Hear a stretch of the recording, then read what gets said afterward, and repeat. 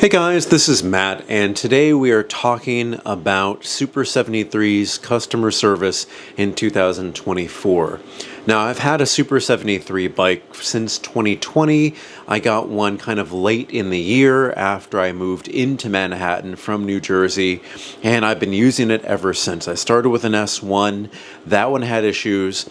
That had actually many different issues, but through talking to Super 73, I was able to actually get an S2.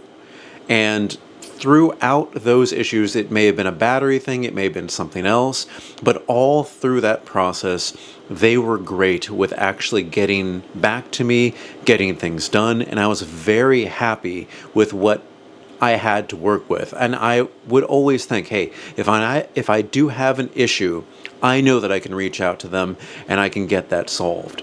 When I had the S2 and when it was within warranty, again, I had other issues. I had battery issues, just like basically everything I've had, it has issues. But thankfully, again, their customer service, they were on top of it, and I was able to get back a functioning bike. And here I am now. It's outside of warranty, but it had a controller issue, and this was something that was diagnosed by my local shop here in Manhattan, which would be Last Mile NYC.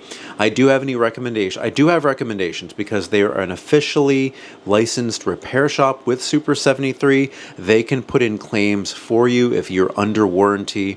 So if you're getting radio silence like I am, and like a lot of people have been having, please reach out to them if you're in Manhattan, Brooklyn, or the surrounding area. They definitely can help you out. They have been great. But this is a story that started maybe about 2 months ago.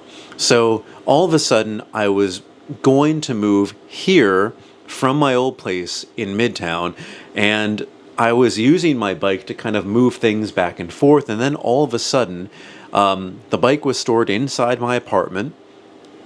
Pop the battery on, ready to go to a concert at night, and the battery is attached. The lights go on. Everything on the handlebars works, but then it doesn't go. The throttle doesn't work. The pedal assist doesn't work at all. The brake lights work. Everything works, and I'm like, what is going on here? So at the time, I have no idea what's going on. I immediately email Super 73, hoping I would get the same kind of service that I've always had. But unfortunately, nothing came of this. And long story short, I've emailed them a couple times. I've messaged them on Instagram. The only thing I've ever gotten back was a message on Instagram saying, oh, I'm sorry, we'll nudge the customer service team so that they can get back to you. But that was maybe like a few days to a week ago, and still nothing yet.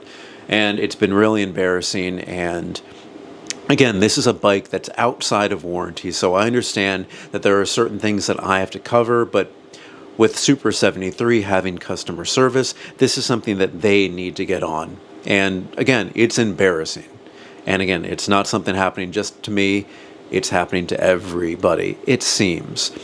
Except for Last Mile, when they say that they have been in contact with Super 73 daily. So maybe with their, resellers?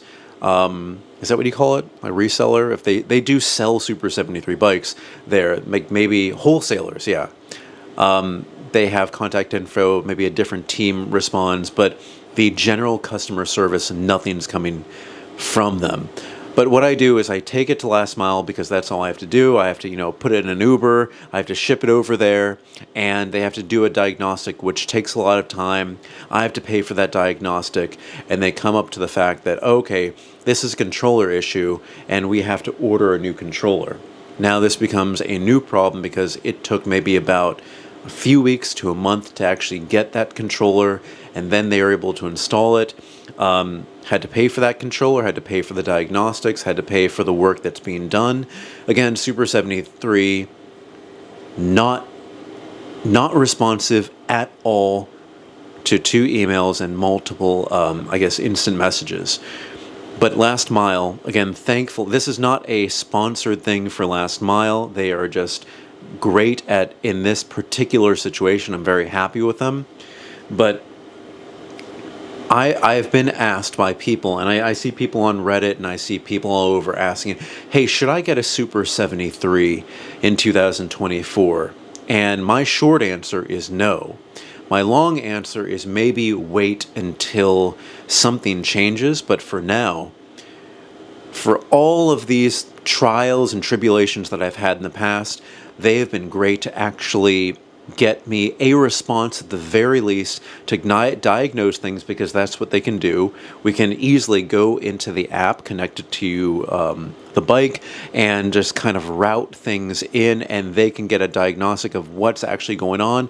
They could have easily, I assume, they could have easily been like, oh, something's not hooked up here. The controller is dead. And that's what it was. I checked the wiring the best I could. I did everything possible, but I only know so much. I'm not a repairman. I'm not somebody who goes into these bikes and tries to fix things myself, because these things cost a lot of money, and I'd rather these stay within like a reputable shop, or Super 73 themselves handles them.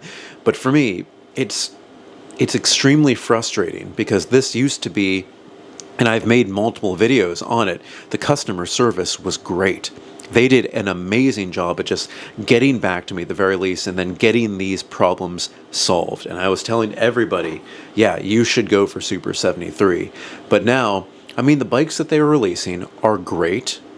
They are exactly what you need in New York City. I believe the other bike manufacturers out there, Onyx, if they still exist, Suron, those are overpowered for the city, because legally you're supposed to have something that's a Class 2 vehicle, and when you just turn on the bike, it is a Class 2 vehicle. But when you go in the app, you can accentuate things. You can move it into a Class 4. It can go to about maybe 31, 32 miles per hour. But legally in New York City, this is the exact kind of bike that you should get. Because this way, you can ride it in the bike path. You can attach a bunch of aftermarket things, like a little basket in the inside, so you can go grocery shopping. It's a extremely functional bike. And again, I'm so happy that I have it, but I'm always thinking, when it comes time to possibly upgrade this bike, was I going to go with the Super 73? In the past, yes, of course I was going to. But my question is it because I was outside of the warranty that they are giving me the cold shoulder, or is it that they are just not, their customer service is not just up to par? And I think it is the latter, because many people in warranty and out of warranty that I've talked to at the electric meetups that we've been doing, and then people I see on Reddit, they've been saying the same thing. Nobody gets back to them. And I want to go and take a look at what I've actually said to Super 73 here, because yeah, so I messaged them, like, they're still posting, they're still doing everything, and when a company does that, it really frustrates me, because they have somebody creating this content and posting it. I know these are separate departments, but they're living their life, they're still selling their merchandise, and they're not helping the customers that they have here. And again, outside of a warranty, I understand that the cost does fall on me, but if not for Last Mile NYC, there is no way that I could have purchased a controller on my own. Let's say I was not in the city and I didn't have like a reputable wholesaler around or repair shop around. I would be screwed without Super 73 getting back to me. So they post something, and let's see, late in August, I write them back because I've already emailed them a few times. It's been over a month with no response, and they're like, hey, send over your tickets, and they're like, thank you so much, and then radio silence, nothing, and then nobody ever got back to me. What am I supposed to do in this situation? We'll give our team another nudge for you. Thanks for your continued patience. We really apologize for the wait. Don't assume that I'm patient. I'm not patient for this. It's ridiculous, and it's sad to see a company that has done so well outside of maybe, I think their one misstep, and it could be something that could be a money pit for them, is this kind of small electric vehicle that you need a license for, and they've been kind of R&Ding it, and it's going to be releasing at a certain point, maybe this year, maybe 2025, maybe later. But I don't see a lot of people who are going to get this, because the allure of this bike, and I said it already, is that it is the kind of the perfect size, it's the perfect structure, it's, you know, a good weight to be in a city. If you want something that's electrified that you need a license, I would honestly go with somebody who is more reputable, because this is a beta device that they're going to be releasing, and it's going to be year one, while there are other, you know, let's call them electric motorcycles that you need license for being released by BMW. I would rely on them a little bit more. And okay, then there are others like the Surons and the Onyxes, where you should be having licenses if you're going a certain mileage per hour and if it's a certain type of bike.